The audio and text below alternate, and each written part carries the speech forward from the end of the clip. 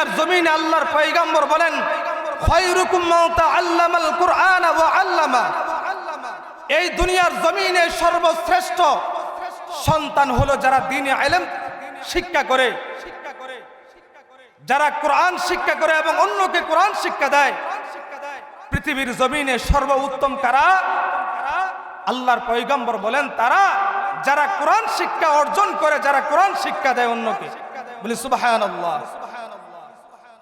জাতির সর্বশ্রেষ্ঠ সন্তান তাদের সান্নিধ্যে এসে তাদের কাছে দোয়া চান। হতে পারে আজকের দোয়ার উসিলায় আল্লাহ তাআলা আপনার বাবা মার সমস্ত গুনাহ খাতা মাফ করে দিতে পারে কিনা? পারেন। এই জন্য মুহতারাম হাজিরিন, আমি যে আয়াতটুকু পড়েছি, যে হাদিসটুকু পড়েছি, আয়াত এবং হাদিসের উপর কথা বলবো। আল্লাহ রাব্বুল আলামিন বলেন, ইন্না নাহনু নাযালনা যিকরা ওয়া ইন্না লাহু লাহাফিজুন। আমি আল্লাহ তাআলা কোরআন নাজিল করেছি এবং আমি আল্লাহ তাআলার এই কোরআনের হেফাজত আমি আল্লাহ তাআলা নিয়ে নিলাম। বলি সুবহানাল্লাহ। কোরআনের হেফাজতকারী কে? আল্লাহ। কোরআন যদিও সাফা কোরআন যদি দুনিয়ার জমিনে পুরো যায়, এই বাংলার জমিনে অসংখ্য অগণিত কোরআনের হাফেজ আছে কিনা? وكرم معلمه من البيان ما لم يعلم فسبحان الذي لا يحصى امتنانه باللسان ولا بالقلم ونشهد أن لا إله إلا الله وحده لا شريك له ونشهد أن سيدنا ومولانا محمدا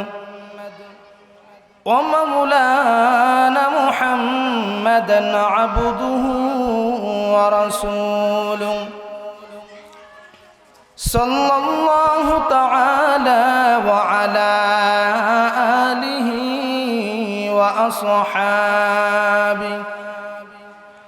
وأصحابه وبارك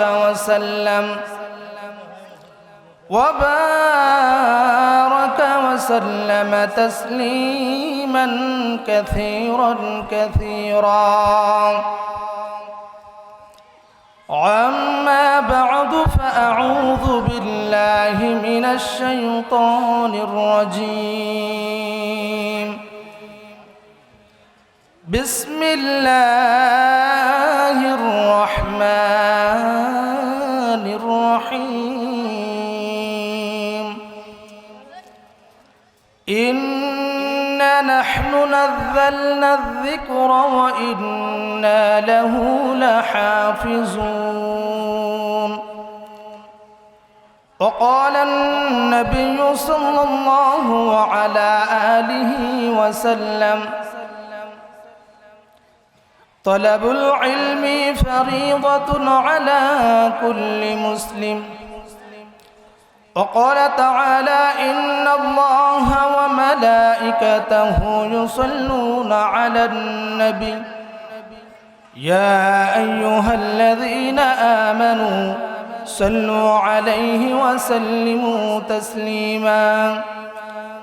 اللهم صل على محمد وعلى آل محمد كما صليت على إبراهيم وعلى آل إبراهيم إنك حميد مجيد. اللهم بارك على محمد وعلى آل محمد كما باركت على إبراهيم وعلى آل إبراهيم إنك حميد مجيد. سبحانك لا علم لنا إلا ما علمتنا إنك أنت العليم الحكيم. مباشك মাহফিল আল্লাহ তাআলার দরবারে অসংখ্য অগণিত শুকরিয়া যে মহান রব্বুল আলামিন আজকের এই জান্নাতের বাগানে আসার এবং বসার তৌফিক দান করেছেন। এজন্য মালিকের দরবারে শুকরিয়া আদায় করি বলি আলহামদুলিল্লাহ। এই জান্নাতের বাগানে কে আনছেন আমাদেরকে? আল্লাহ তাআলা আনছেন। আল্লাহ তাআলা আনছেন বিদায় আমরা আসতে পেরেছি, ঠিক কিনা? যদি আল্লাহ তাআলা না চাইতেন সম্ভব না। কারণ অসংখ্য অগণিত মানুষ চতুর্পাশে বিভিন্ন ভাবে ছোটাছুটি করতেছে। আসলে জান্নাতের বাগানের ভিতরে বসা এটা ভাগ্যের বিষয়। চাইলে এখানে সবাই বসতে পারবে না। আল্লাহ তাআলা যাকে পছন্দ করেন, যাকে ভালোবাসেন, তাদেরকে আল্লাহ তাআলার দ্বীনের দিকে আনেন। আল্লাহ তাআলা তাদেরকে হেদায়েতের রাস্তা দেখান। কারণ এটা সম্পূর্ণ হেদায়েতের মালিক কে? আল্লাহ। আল্লাহর পয়গম্বরের কাছে হেদায়েতের চাবিকাঠি দেন নাই, দিছেন নাকি? কারণ আল্লাহর পয়গম্বরকে সবচাইতে বেশি যে ভালোবাসতেন তার চাচা। সে মৃত্যুর আগে কালিমা নসিব হয় নাই তার মানে যে ব্যক্তি আল্লাহর পয়গম্বরকে এত ভালোবাসছেন কিন্তু তার দিলের ভিতরে কুফরি থাকার কারণে আল্লাহ তাআলা তার কালিমা নসিব করেন নাই। মুহতারাম হাজিরিন, এটা সম্পূর্ণ আল্লাহ তাআলার কাছে। এই মাহফিল বছরে একবার হবে, ঠিক কিনা? না প্রত্যেক দিন এখানে হয়? বছরে একবার হয় না মাহফিল? এই মাহফিলের ভিতরে বসে কত মানুষের মা হারাইছেন, বাবা হারাইছেন। মা বাবা কবরের থেকে প্রত্যেক দিন বলতেছে, সন্তান আমার জন্য একটু দোয়া করো। আজকে আমি মা কবরের ভিতর অসহায়, আমি বাবা কবরের ভিতর অসহায়, সন্তান আমার জন্য একটু দোয়া করো। অথচ বদনসিব পরা কপাল যে মা বাবা এত কষ্ট করে সন্তানদেরকে লালন পালন করছে, মা বাবার জন্য একটু দোয়া করবে, এতটুকু নসিব আমাদের সন্তানদের হয় না। মুহতারাম হাজিরিন, এটা মাদ্রাসার উদ্যোগে মাহফিল। এইখানে অনেক তলেবে ইলম আছে। আল্লাহর পয়গম্বর বলেন, যখন কোন তলেবে ইলম আল্লাহ তাআলার কাছে হাত উঠায় আর ওই তলেবে ইলম যা চায় আল্লাহ তাআলা তাকে তা দিয়ে দেন। বলি সুবহানাল্লাহ। আপনি আলেম হইতে পারেন নাই, আলেমদের বন্ধু হন। আলেমদের বন্ধু হইতে পারছেন না, আলেমদের শুভাকাঙ্ক্ষী হন, তাদের কাছ থেকে দোয়া চান। কারণ এই দুনিয়ার জমিনে আল্লাহর পয়গম্বর বলেন, খায়রুকুম মান তাআল্লামাল কুরআন ওয়া আল্লামা। এই দুনিয়ার জমিনে সর্বশ্রেষ্ঠ সন্তান হলো যারা দ্বীনে ইলম শিক্ষা করে, যারা কোরআন শিক্ষা করে এবং অন্যকে কোরআন শিক্ষা দেয়। পৃথিবীর জমিনে সর্বোত্তম কারা? আল্লাহর পয়গম্বর বলেন তারা যারা কোরআন শিক্ষা অর্জন করে, যারা কোরআন শিক্ষা দেয় অন্যকে। বলি সুবহানাল্লাহ। জাতির সর্বশ্রেষ্ঠ সন্তান তাদের সান্নিধ্যে এসে তাদের কাছে দোয়া চান। হতে পারে আজকের দোয়ার উসিলায় আল্লাহ তাআলা আপনার বাবা মার সমস্ত গুনাহ খাতা মাফ করে দিতে পারে কিনা? পারেন। এই জন্য মুহতারাম হাজিরিন, আমি যে আয়াতটুকু পড়েছি, যে হাদিসটুকু পড়েছি, আয়াত এবং হাদিসের উপর কথা বলবো। আল্লাহ রাব্বুল আলামিন বলেন, ইন্না নাহনু নাযালনা যিকরা ওয়া ইন্না লাহু লাহাফিজুন। আমি আল্লাহ তাআলা কোরআন নাজিল করেছি এবং আমি আল্লাহ তাআলার এই কোরআনের হেফাজত আমি আল্লাহ তাআলা নিয়ে নিলাম। বলি সুবহানাল্লাহ। কোরআনের হেফাজতকারী কে? আল্লাহ। কোরআন যদিও সাফা কোরআন যদি দুনিয়ার জমিনে পুরে যায়, এই বাংলার জমিনে অসংখ্য অগণিত কোরআনের হাফেজ আছে কিনা? আছে। তাদের সিনার ভিতরে 30 পারা কোরআন সংরক্ষিত রাখছেন কে? আল্লাহ তাআলা লোহে মাহফুজ। এই কোরআনের মুজিজা প্রত্যেক পয়গম্বর যখন আসছে তার জামানায় তিনি যেই কিতাব নিয়ে আসছেন ওই জামানা ওই পর্যন্ত সীমাবদ্ধ।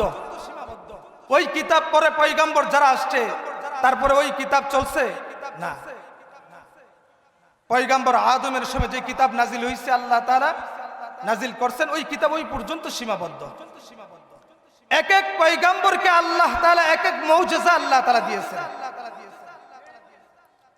কিন্তু আমার আপনার পয়গম্বরকে শ্রেষ্ঠ মুজিজা দিয়েছেন, যেই মুজিজার নাম কি? কুরআনুল কারীম। জোরে চিৎকার দিয়ে বলেন কি? কুরআনুল কারীম। এই কোরআন আল্লাহর পয়গম্বরের উপরে কত বছর নাজিল হয়েছেন? 23 বছর কোরআন নাজিল হয়েছেন। এই কোরআনের বিষয়ে আলহামদুলিল্লাহ আমরা অনেকেই জানি কোরআনের কত সম্মান, কোরআনের কত মর্যাদা। পৃথিবীর জমিনে এমন কোন কিতাব নাই যে কিতাবটা পড়লে আল্লাহ তাআলা প্রত্যেক হরফে সওয়াব দেন, এমন কোন আর কিতাব আছে কোরআন ছাড়া? কিন্তু আপনি আলিফ পড়ছেন, আলিফ পড়ার সাথে সাথে আল্লাহ তাআলা আপনার আমল নামার মধ্যে 10টি নেক লিপিবদ্ধ করে দিয়েছেন। বলি সুবহানাল্লাহ। তার মানে পৃথিবীর জমিনে সর্বশ্রেষ্ঠ কিতাবের নাম কোরআন।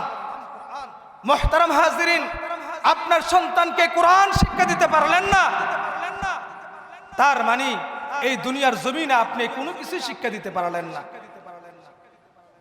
আল্লাহর পয়গম্বর বলেন তলাবুল ইলমি ফারিদাতুন আলা কুল্লি মুসলিম।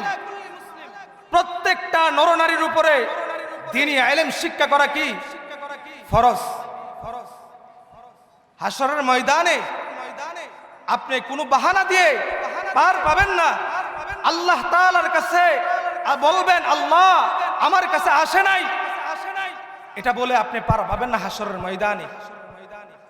আপনার সন্তানকে কোরআন শিক্ষা দিলেন না, এই সন্তান হাশরের ময়দানে আল্লাহ তাআলার কাছে বলবে আল্লাহ আমার বাবা মাকে তুমি জমিনে শোয়াই দাও, তার বুকের মধ্যে পাড়া দিয়ে আমি জাহান্নামে যাব। নাউযুবিল্লাহ। আজকে আমরা জাগতিক শিক্ষা যেগুলি আছে আমাদের সন্তানদেরকে ডক্টর ইঞ্জিনিয়ার বানাইতেছি, আমাদের সন্তানদেরকে ডক্টর ইঞ্জিনিয়ার বানাইতেছি, অথচ দ্বীনি যে শিক্ষা, দ্বীনি যে ইলম, এই ইলমটুকু আমাদের সন্তানদেরকে দিতে পারতেছি না। ঠিক কিনা? আমাদের হাতের নাগালে মাদ্রাসা আছে, এই যে তলহা রাদিয়াল্লাহু তাআলা আনহু ইসলামিয়া হাফিজিয়া মাদ্রাসা আপনাদের হাতের নাগালে।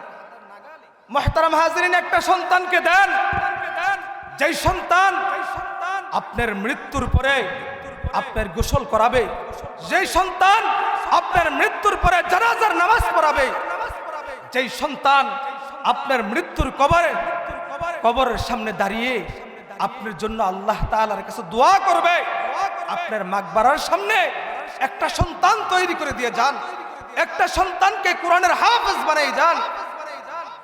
এই সন্তান হাশরের ময়দানে আপনাকে শাফায়াত করে জান্নাতে নিয়ে যাবে, এমন একটা সন্তান তৈরি করে দেন। একটা কোরআনের হাফেজ হাশরের ময়দানে সে যদি কোরআনের উপরে,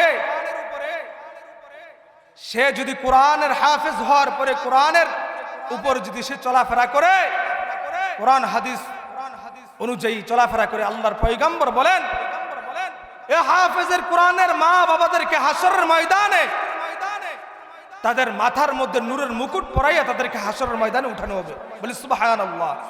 চিৎকার দিয়ে বলি সুবহানাল্লাহ। এবং এই হাফেজ কোরআনকে আল্লাহ তাআলা ওই দিন সম্মান দিবেন। আজকে যদিও মাদ্রাসার ছাত্রদেরকে দেখলে আমরা বাঁকা চোখে তাকাই, ঠিক কিনা? আরে মাদ্রাসা পড়ে কি লাভ হবে? মসজিদে ইমামতি করে কি লাভ হবে? 5 থেকে 6,000 10,000 টাকা বেতনে এটার দ্বারা কি সংসার চলবে? আমরা এই চিন্তা ফিকির করি, অথচ আমার আখিরাতের চিন্তা ফিকির একটু নাই। আর ছোট্ট একটা জিন্দেগি আল্লাহ তাআলা 60 বছর 70 বছরের জিন্দেগি দিয়ে আমাকে আপনাকে পাঠাইছেন। এই 60 বছর 70 বছরে আপনি দুনিয়াটাকে কতটুকু উপভোগ করতে পারবেন?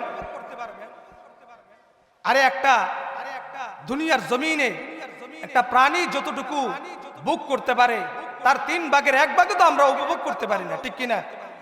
তাহলে কিসের এই দুনিয়া? দুনিয়া করতে করতে আমার আখিরাত ছুটে যাচ্ছে। আমি চিন্তা করতেছি আমার সন্তানকে ডক্টর ইঞ্জিনিয়ার বানাইতে হবে, আমার সন্তানকে প্রবাসে পাঠাইতে হবে, টাকা ইনকাম করতে হবে বেশি বেশি করে। আমার দুনিয়া লাগবে, দুনিয়া লাগবে। আমি দুনিয়া দুনিয়া করতে করতে একটা সময় এই দুনিয়া আমাকে লাত্তি দিয়ে কবরের মধ্যে ফেলাই দিবে, ঠিক কিনা? এই দুনিয়া আমার আপনার জন্য এটা ক্ষণস্থায়ী দুনিয়া, এটা মুসাফির খানা, এটা মুসাফির খানা। মুহতারাম হাজিরিন, এই জন্য একটা সন্তানকে ইলম শিখান, একটা সন্তানকে কোরআনের হাফেজ বানাই যান, লস হবে না আশা করি। কারণ বর্তমান সময়ে আপনি দেখেন, যদি ছোট্ট একটা কোরআনের হাফেজ যদি হয়, তার মা বাবাকে কখনো বৃদ্ধাশ্রম দিয়ে আসে না, ঠিক কিনা? আজকে সমাজের ভিতরে তাকিয়ে দেখেন, সন্তানকে ডক্টর বানাইছে, ইঞ্জিনিয়ার বানাইছে, জজ ব্যারিস্টার বানাইছে। এই সন্তান মাকে বাবাকে বৃদ্ধাশ্রম দিয়ে আসে, ঠিক কিনা? কারণ কি? একটাই কারণ, তাদেরকে জাগতিক শিক্ষায় শিক্ষিত করার কারণে, কোরআনের যে ডোজ তাদেরকে না দেওয়ার কারণে সন্তান আর মানুষ হয় নাই, সন্তান অমানুষ হয়েছে, ঠিক কিনা? আর যেই সন্তানের কোরআনের ডোজ দেওয়া হয়েছে, ওই সন্তানটা সোনার মানুষ হয়ে গেছে। এই জন্য মুহতারাম হাজিরিন, আসলে সময় সংক্ষিপ্ত সময়, আমি আপনাদের কাছে বলবো, আজকে বর্তমান দিকে তাকাইলে দেখা যায় যে দ্বীনি ইলম শিক্ষা করার সবচেয়ে বড় অভাব আমাদের মন মানসিকতা নাস্তিকবাদীর দিকে আমাদের ছুটতেছে, ঠিক কিনা?